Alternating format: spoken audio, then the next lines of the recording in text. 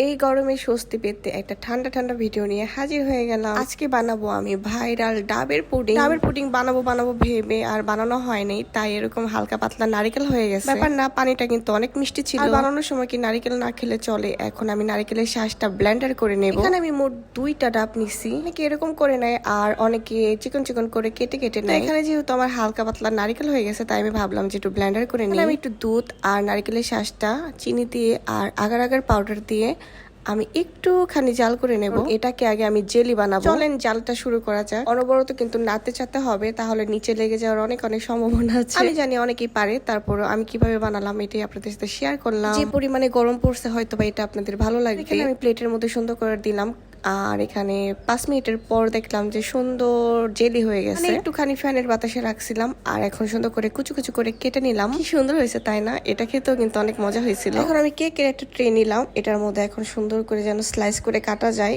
এর জন্য এরকম একটা কেকের ট্রে নিলাম। এখন সুন্দর করে এগুলা বিছাই দিব। আমার বিছাই দেওয়া ডান। এখন সুন্দর করে দ্বিতীয় স্টেপ ফলো করব। এখন মিষ্টি মিষ্টি পানিটা সুন্দর করে ছেঁকে একদম চুলায় বসাই দিব। তো আমার মোটামুটি অনেক পানি হয়েছে, দেখেন পুরা হাঁড়িটা ভরে গেছে। তারপরে এখানে আমি একটু অল্প পরিমাণে চিনি দিলাম আর এখন আগার আগার পাউডারটা দিয়ে দিব। এই পাউডারটা সব জায়গায় পাওয়া যায়, বললেই আপনাকে দিয়ে দিবে। একটু অল্প দিলাম কারণ নারিকেলের শাঁসের মধ্যে আমি একটু বেশি দিছি, কারণ এটা একটু শক্ত হওয়ার জন্য। আর এটা দিলাম একটু হালকা শক্ত হওয়ার জন্য অল্প করে। এখন আমি ঢেলে দিব সুন্দর করে।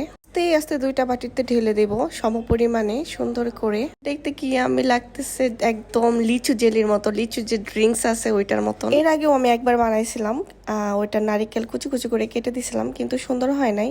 এবার তাই প্রিপারেশন নিয়ে সুন্দর করে বানাতে আসলাম আর আপনাদের সাথে একটু শেয়ার করতে আসলাম। কেমন হয়েছে প্লিজ কমেন্টে জানাবেন। তো আমার সেট আপ করা ডান। এখন আমি সুন্দর করে একটু ফ্যানের নিচে দিয়ে দিব 2 মিনিটের জন্য। 2 মিনিট পর হালকা ঠান্ডা হলে আমি এখন ফ্রিজে রেখে দিব, কারণ ফ্রিজে না রাখলে কিন্তু ঠান্ডা ঠান্ডা পুডিংটা খেতে মজা লাগবে না। আমি সে দুপুরবেলা বানাইছিলাম, এখন প্রায় 2 ঘন্টা হয়ে গেছে, বিকাল বিকাল ভাব, তাই ভাবলাম যে বের করে ঠান্ডা ঠান্ডা পুডিংটা টেস্ট করি। আর দেখেন কি পরিমাণে সফট আর কি কত সুন্দর হয়েছে, এটাই আপনাদের সাথে দেখাইলাম।